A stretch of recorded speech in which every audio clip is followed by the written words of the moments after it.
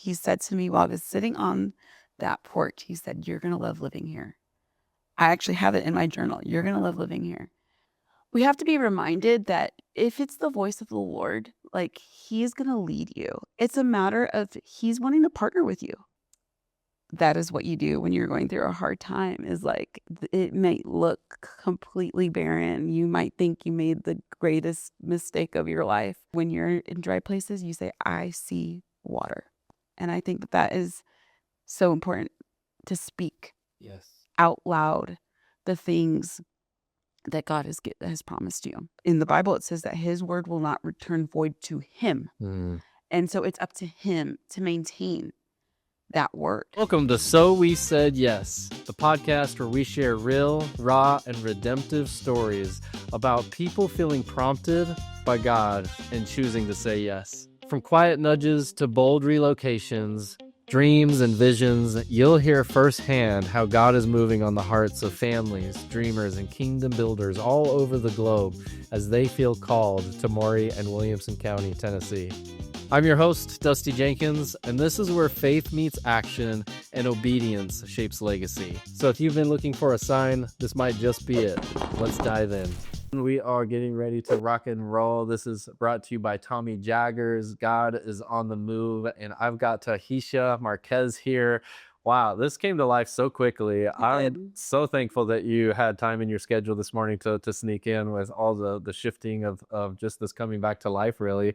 That kind of ties into, like, it's things happen kind of suddenly, when you press into what God's doing. And so you were able to just share a little bit about your story behind the scenes as we were kind of getting to know each other. And so we're going to dive in a little bit there, but I'd love to just, how long have you lived in Spring Hill, and how did Spring Hill appear on the map for you? Actually, I don't live in Spring Hill. Oh, you don't? Okay, I live thank in you. Franklin. Franklin, I love Franklin. Yes, so neighbors. Okay. Yeah. Yeah, so we'll say Middle Tennessee. Yes, there we go. There we go. But yeah, Franklin, I came to Tennessee in October 2024. Had never been to Tennessee before at all. Okay. And I knew pretty quickly that I came for a Christian conference. But I knew pretty quickly that I was not here for that conference. I knew that the Lord was doing something else. And I went to this conference, and I was in a moment of worship, and the MC that year was a pastor at a local church, and I remember he was leading us through this worship moment, and the Lord speaking to me in that moment and telling me, like, "You're going to move to Franklin, and you're going to go to his church." His wife was leading worship, and he's like, "You're going to go to his church, and you're going to help them build something, and the church is going to grow." And I thought, "Okay, Lord, if this is you, would you open doors?" And went home. I came from Virginia, and I went home, and about a month later, the Lord put it on my heart, like, start looking for a 1-bedroom in Franklin. And I was like, "Oh my gosh, we're like doing this." Yeah. And just so you know, like, my whole family lives in Virginia. Okay. I'm a single gal, and Yeah. so for me to leave them was like a big deal. Yeah. My mom's there, my brother's there, my nieces, my nephew, like, they're all there. And so he's like, "Look for a 1-bedroom in Franklin." Yeah. And I was like, okay. So I actually planned a trip, because obviously to leave my family, I was like, I need to make sure that this is right. I want to pause you a bit and go back to that moment actually where you were like, you had that moment in prayer, right? This worship moment. You hear God speak audibly. That happens to a lot of people to where they start to question, is this my brain? Is this God speaking? Like, so in that moment when it seems very crystal clear, but it can make you almost feel a little crazy. Like, is this really you, God? Like, when it happened to me, I was like, God, you're going to have to hit me with a 2x4 to make it really apparent that this is you. Cause I feel like this is my brain playing tricks on me. Yes. Yeah. I mean, I think a lot of people really struggle with hearing the voice of God because of that, because God speaks these like extravagant, like amazing things, like, to us, things that we hear, and we automatically almost assume, like, that can't be God. God wouldn't ask me to do that. Like, God wouldn't tell me that, that I was going to help lead a church with something. Like, God wouldn't do those things. But God has good plans for us, and he does exceedingly abundantly more than we could ask, think, or imagine. And so, and not only that, but we're his children. And so, I don't know if you have kids or not, but like I always think about my nieces and my nephew. I love speaking to them. I love talking to them. He loves to talk to us, and he is always speaking. It's a matter of recognizing his voice. Yeah. And so, just like you recognize your wife's voice, we recognize the voice of the people that we love and we care and we spend time with. Right. And so, That's such a good point. yeah. When God invited Tommy Jaggers and his family to Middle Tennessee, he said yes. As a realtor and a founding member of the Healthy Home Network, Tommy believes that finding a home is only part of the journey. He helps families navigate the transition and understand what a healthy home can look like. Avoid common hidden hazards, build local community, and get connected to trusted local resources. His heart is to serve beyond the sale, with wisdom, prayer, relationships, and a genuine desire to see your family thrive here. Reach out to Tommy Jaggers and start your Tennessee journey with confidence. Yeah, if you're not even spending the time, in prayer and in word and that kind of stuff, like it can become like a shuffle almost of whose voice could this be, Absolutely. Absolutely. And I think also as his children, like we have to be reminded that if it's the voice of the Lord, like he's going to lead you. It's a matter of he's wanting to partner with you. Like he's wanting to tell you like, hey, these are the things that I have for you. And then it's a matter of, okay, Lord, I trust you and I'm going to partner with you as much as I can. And then allow him to lead you on the path. That's what Psalm says, though a man plans away in his heart, the Lord is the one that directs his steps. And so, yeah, there's a lot there. And if anybody can hear anything from my message, it's pay attention. Like learn to recognize the voice of your father. Like that is critical to the Christian walk. And I would say hearing his voice and getting vision for your life are like the most important things. Yeah. And I think too, like tying into the voice of the Father, it's, it's true that so many have unfortunate experiences with their earthly father, and then they attach their viewpoint of my earthly father to my father in heaven. Yeah. And they think of him as this shameful, this like punisher, this guilt tripper, this whatever it might be, whatever toxic thing was happening between an earthly relationship, and they like try and put that on him. Yeah. And it's like, no, God is love. Like he is here to just love. He's got a jealous heart. He wants the best for you. He's not here to harm you. He's not here inflicting pain because you did something behind his back. Like even when we mess up in our human way, God is like, I love you. Look at Adam and Eve in the garden when they messed up. Like God's like, who told you to hide? Like he came looking for them. He wasn't like, oh, you messed up. Yeah, sure, there was sin, but like, he's like, I'm looking for you. I love you, Yeah, absolutely. Yeah, the relationship with our heavenly and earthly father. I have that background. I have that history of a earthly father who I love dearly, but just couldn't show up in the way we would want an earthly father to. And so it has taken me a lot of work to not repair, but like heal my viewpoint of my heavenly father. And I think that is so important, like so important to understand that there is nothing wrong with you with understanding that your experience in life has caused you to have a poor view of our heavenly father. Right. And to do the work that is necessary to remedy that. There's nothing wrong with that. There's nothing, the enemy will tell you there's something wrong with that. The enemy will tell you, oh, you shouldn't, you should never try to fix that. Like, but it's so important to recognize like how we allow our earthly experiences affect our spiritual viewpoints. Because we are only here temporary. Yeah. And so what happens here shouldn't run and kind of dictate how we view our the spiritual things. That's true. That's true. Yeah. So it sounds like you're having this intimate moment with, God, and he gave you this download, and you're like, all right, I'm going to take this back to Virginia. And you're like, looking for this one bedroom, and Yes. so tell me what Yes. happens next. Yeah. So so I booked a trip and I came down. That was November 2024. And I said to the Lord, I said, Lord, if this is you, I need to know that there is something in this move for me and you. Because I don't want to move here for me. And I want to know that this is of you. And so I've just made time in my life to go spend a lot of time with the Lord in at a special place in South Carolina. And so I know what it's like to hear God. Yeah. Then I came to Franklin in November and I went to Onyx and Alabaster. Okay. Great shop. Yeah. Downtown Franklin. And I was sitting in their like upper room area. Yeah. And the Lord started speaking to me about ministry in a way I have never experienced before. And I knew, I was like, you've never spoken to me like this. And he told me all about ministry that I'd be doing here in Franklin.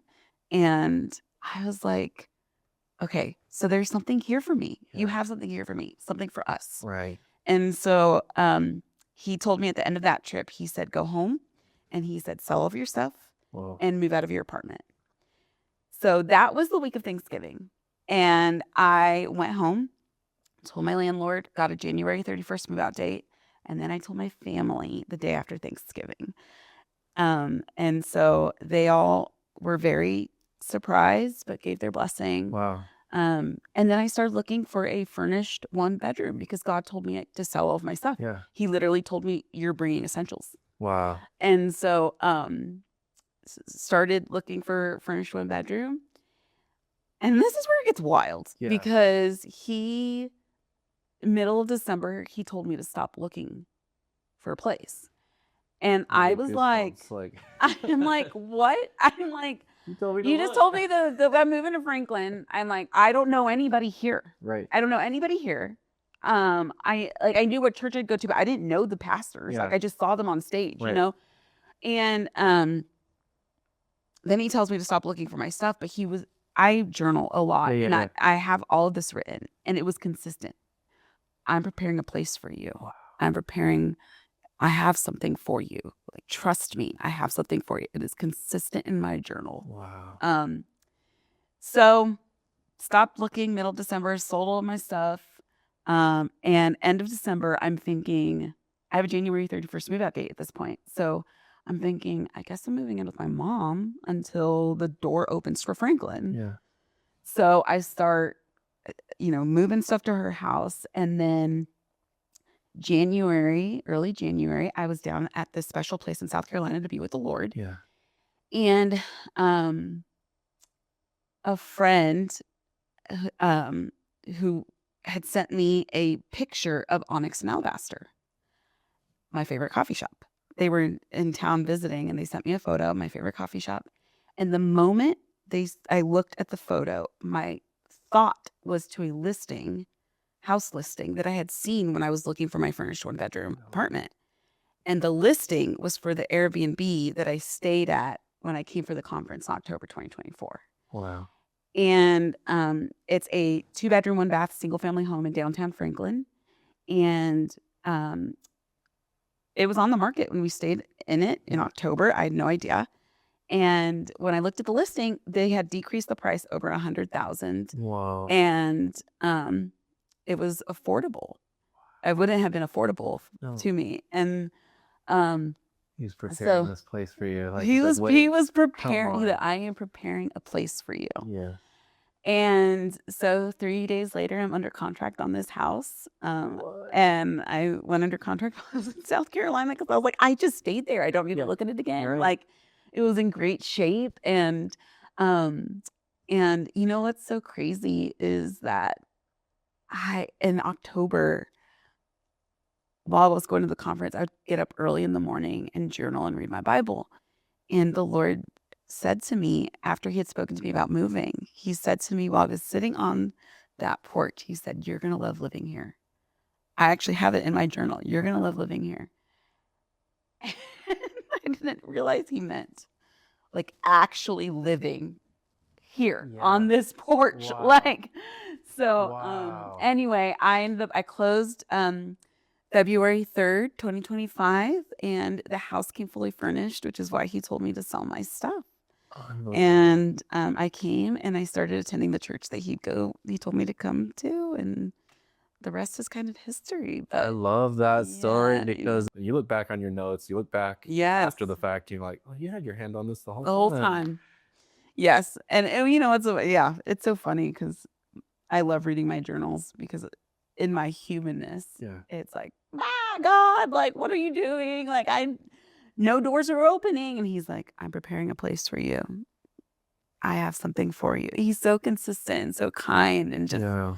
you know, so. And it's yeah. not always easy. I find, like, I hear these stories, you get Yeah. here and you're like, you kind of, I call it like almost the spiritual high, you're Yeah. like, man, I'm like, yeah, God calls, whatever. Like, we're here now. And then it starts to wear off a little bit. And then Yeah. you're like, oh, but wait, like, did I Right. hear right? Did I Yes. step into this? Like, things get really hard for a lot of Yes. people, whether it's Yes. job related, whether it's, Right. rebuilding relationship or community. Yes. And so Yeah. talk to me a little bit about like the hardship maybe that might have Yes. come through that season once you landed here. Absolutely. Yeah. So I got here in February 2025, and almost to the day, 2 months later, I lost my job.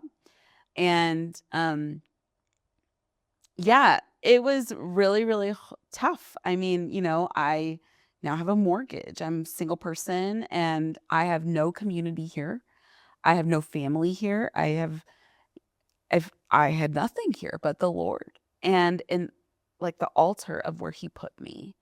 And it was so challenging and yet the most rewarding year of my faith because what God does is, he wants to bring us into a promised land, whatever that is for you, whatever it is that God has spoken over your life, and you claim that thing as your promised land. Before I moved here, he was like, and he literally said that to me, like, I'm sending you to the promised land.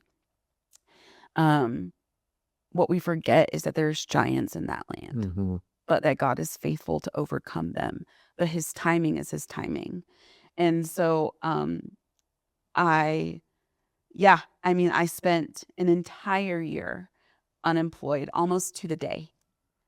And I signed my offer letter at my current job the night before it was 1 year of me losing my job. Whoa. And so, but God was so faithful during that time. Like, and that is where I had to stand on the promise of what I heard in October 2024. And I think that is so important. Like, if God spoke it, it says that in the Bible, it says that his word will not return void to him. And so it's up to him to maintain that word. And so the entire year, as time kept progressing and I was not planning to buy a house. Right. So I did not have the funds. Like, I had the funds necessary to get me through a year because that's what the Lord had already stocked me for. Wow. But, I didn't know how long it was going to be, and neither did all of my friends. And so, I think this is where it's like, you have got to know the Lord for yourself, and you've got to know how he speaks to you. And because there are things that are coming in life that will come to test your faithfulness to him. And I'm not saying do life alone. Absolutely not. Like, even though I was here, didn't have community here. I had great community in Virginia, my family. And so, but I will say that people, I think people sometimes don't know how to help. And so they say things or, that are out of a fear. And so this is where it's like you in your faith and your walk with the Lord have to stand firm on what he has said to you, regardless of what other people might be saying sometimes. And that's what the Lord showed me this past year is he spoke to me in October 24. He brought me here. I lost my job. Yeah. And a lot of other really difficult things happened. But I kept going back to the Lord and I said, Lord, you brought me here. And you will be faithful to me. I know you will. And he was. I'm telling you, one day I found $1,000 in my pocket in worship when I was at my church. Like, Whoa. another time, towards the end, he sent a woman and a couple from my church, and they gave me $2,500. Just like, I ended up getting these 2 part-time jobs, and throughout the year that just like sustained me for that year. And all of that was the Lord. And all of those things happened to give me faith upon the word that he gave me. Because at this point, everybody will say what they want to say. They always say things like, are you sure? Are you sure you heard him right? Like, are you sure you're supposed to be here? This episode of So We Said Yes is brought to you by The Awaken House, a business that believes in faith, legacy, and community, just like the stories we share in this podcast. If you're looking for an amazing coffee shop to meet a friend, a business partner, maybe a new acquaintance, The Awaken House has everything you need, with quiet meeting rooms, creative studios like the one we're doing this podcast in. They have an amazing food truck on site and a beautiful backyard where they encourage families to come and picnic and have time together. Even if you're not here to purchase a coffee, they want you to come and use the space. Community is what The Awaken House is all about. Check them out at theawakenhouse.co. And let's get back to our story today. And those are all things that people say to us to help us cope with the unknown. Right. And all of those things, while they are said with love, they can deter one from God's promise and from what he has for you, because there are giants in the promised land. And when you arrive there, you have to battle those things. But God, if he brought you there, he will take care of them. I was actually reading about this in Exodus 2 days ago, where he was talking to Moses, and he was saying, I'm going to take you to this land that the Hittites, the Amorites, the whoever'ites are there. But there's a little phrase. He says, I won't get them out all at once. I'll take a year. Wow. And so, like God in his timing, he will take them out. You will have that land, but it might take some time. So, Wow. yeah.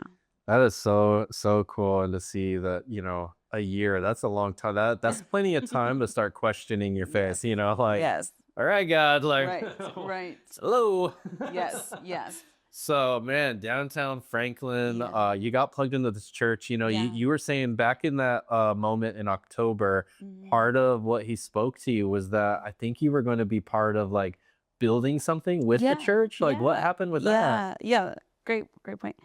Yeah. So, I go to the Franklin Vineyard, Okay. and Grant and Sarah Pemberton lead that church, and I love hearing about what their purpose is. All of us are sons and daughters of God, and he created us before the foundations of the world with good works to do. Come on. And so about August, they came to me and they said, hey, we want to stand up our equipping center where we want people to like understand kingdom, like life principles, and then also be walking in the gifts of the Holy Spirit and just advancing in their relationship with the Lord. And so I was like, that sounds amazing. Yeah. So we worked to get that built. We launched it in January.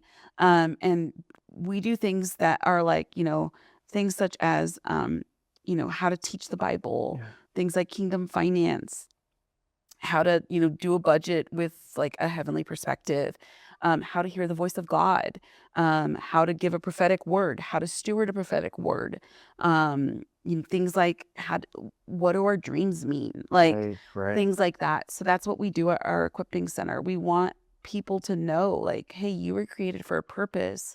Like, what is it? What do you feel like you need in terms of like training to get out there and do it? Yeah. I really felt like it was like military school, because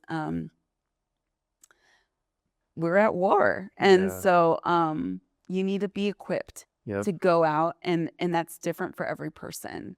And so that's what the ministry that we got called into. And then it's really cool. Like, I didn't have any part of this, but recently Grant and Sarah were like, hey, we're gonna be building a bigger church building, and I'm like, that was so funny that the Lord told me that in October 2024, he said the church would grow.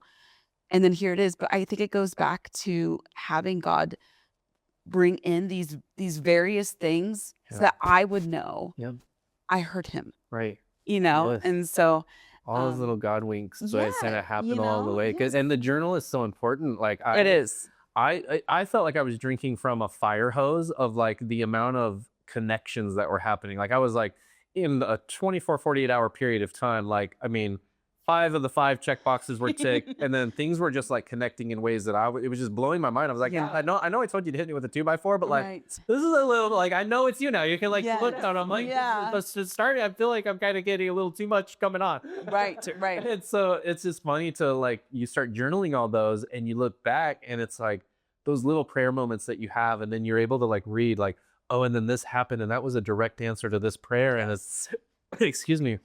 It's so cool to see. Yeah. When you get to look back on those writings. And so I think Yeah. I would love to take that, and anybody watching this, just encourage, like, if you're in this process, like take time in the morning, like write a few pages down. It doesn't matter what's on that page, like whatever God is putting on your heart, write it down, because fast forward 2 months, 3 months, you're not going to remember those fine little details. Right. You're like, when you knew that God was like really speaking and breathing, and when the hardship comes, to be able to look back on all those moments is what the life-giving is. Like, hey, remember? Because the enemy will try and distract you. Absolutely. He'll try and, throw some stuff in your way, and you'll be like, oh, wait, is this? And then you can just be reminded, no, this is you. Right. Yeah. You mentioned warfare, and it's like right behind we're here at the Awaken House in Spring Hill, and up on the hill is it's like the second to last battlefield before they went on to Franklin. Okay. And so it's Battlefield Hill. There's a giant cannon up there. So many lives were lost on that hill. Yeah. And when I first moved here, I just felt like light on the hill is what I kept hearing, And so I'm like, I'm going to go up there, and that's going to be my prayer time at sunrise, And next thing you know, like I start inviting other dads up there, and dads are coming up there, and it's like, let's turn this into like where we're just like the cannon blast of spiritual warfare. That's right. Call this land back. Like there is a reason the magnet is turned up high. God is calling people to this area, and he needs more daughters and more sons to step up and say yes to hey, we're gonna do this together as a community, Yes. Yeah, and to not quit. To not quit when the warfare comes, because it will. I think so many people shy away from that, and they don't want to call it what it is, or they don't understand that's what that is. That's what that is. Like you have an enemy who literally wants to take you out. And so and people just, I think that it's just important to not give up, to persevere, and to stand 10 toes down on what the Lord has for you to do, like regardless of the hardship that comes. Take me to like one moment of specific hardship that just comes to your mind, like when you feel like just completely down, depleted, like not sure, like, is it a song? Is there what is your like go-to process to like kind of bounce back? Obviously, your relationship with God is key. What have you found now that you've been in Tennessee, compared to maybe what you were doing in Virginia and South Carolina? Yeah. It's really something that brings you back to life. Yeah, well, it's consistent across all places. It's getting outside, and it's getting into a quiet place, and just bearing it all before the Lord. So I love to go for walks, and I think there is something really powerful about doing a long distance walk that it tires out the body, because I think there's a reason why Jesus walked everywhere. Like, I mean, obviously it was back in the day, but I think there's something to that. There's something to walking with the Lord, and even the process of like forward movement when you're going through a hard time. So I also love to find like just beautiful like trails or whatnot to just be with the Lord and just bear it all before him. And I think that's really key, in developing like your relationship with the Lord, is like he can take your doubts, like he can take your anger, he can take your confusion, he can take all the things that our experience here on earth causes us to feel. He can take all of that, and he wants to take all of that if you just give him the time and the space to do it. So that's what it looks like for me. I love to get in quiet places, and I'll often spend half of the time just in silence and talking with the Lord, listening. It's a conversation, so listening and sharing, and but then I'll take time to worship. Um, so I'm always out for the new worship songs, What's like So your latest? Like, what's your favorite right now that you're um, jamming? yeah, Corey Miller. I love him, and yeah, I've been listening to I forget the name of the album, but one of his latest album, I just been putting that on and just putting it on repeat, and it's just been so good. There's also in Getty Music, there's one called Glory. Okay. Oh, it is so good. And if anybody's having a tough time, go listen to that. It is There's a part in the song where the woman is singing and she says, you can prophesy over your life. And it talks about like being in a barren land. And the line says, I see water. And um, that is what you do when you're going through a hard time, is like it might look completely barren. You might think you made the greatest mistake of your life. But if God, you just prophesy and say, like, I heard the Lord, like, I will find a job. I will, he brought me here. This will happen. And that's what you do when you're in dry places. You say, I see water. And I think that is so important, to speak Yes. out loud the things that God has promised you. So, yeah. Last night I was at a service and it was the Upper Room song. Maybe the title is "Just Give Me Jesus," and it really, the lyrics of the song talk about, I don't want anyone else. I don't need anything else. Just give me more of Jesus. And I think now more than ever, in a world where comparison is constantly being thrown at us, social media is just in our faces. It can turn into this thing where we're constantly, saying, man, I don't have what they have, or I don't, I need some more. And that song just reminded me, like, when the anxiety comes, even, just give me Jesus. Like, I don't need any of this distraction. All I need is Jesus. I find myself, in ADHD spin outs, constantly like bouncing around in my head. And even this morning, as I was feeling like trying to get gear together and all that stuff, I was just kept singing that song. It's so calming. Like, oh, you know what? I don't need this anxiety over my life right now. Just give me Jesus. Yeah. And it's just like, I'm not a good singer, but like, just try your best to like put a song out to him. Right. And he loves it. He loves it. Loves it. Yes. And I, it could feel silly when you first start, but it does feel silly. Yeah. You know what? That's at least sometimes in the privacy of your own. Yeah. It can be silly. Yeah, exactly. From there. Exactly. That's right. Yeah. Mm-hmm. Well, this is so cool. Is there anything that we haven't really mentioned or talked about as part of your story that you feel like, people should be encouraged before we kind of wrap up with you today? No, I would just say to anybody watching this, like, if you are like thinking about making a move, or you've moved and maybe you've encountered some life circumstance that you just weren't anticipating, just know, like, that your heavenly Father loves you, and that he is not, nor will he ever forsake you. And so press on, press in, and go to him, and he will meet you. He wants to meet you. And so that's what I would say. I love that. It's so encouraging. If somebody wants to like dive into getting equipped and like to press into like hearing the voice of the Lord and that kind of thing. Yeah. It sounds like you're kind of leading that effort with your church. Yeah. Can they plug into you and the church over that you're attending? Yeah. So I go to Franklin Vineyard, and we have services on Sunday morning. And for the summer, we're taking a break from the equipping center, but I think it'll be back in the fall.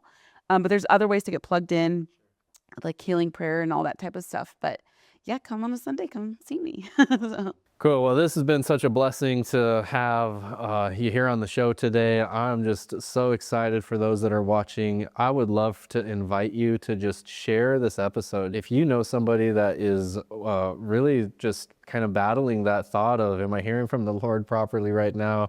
I feel called to Tennessee. I don't know why.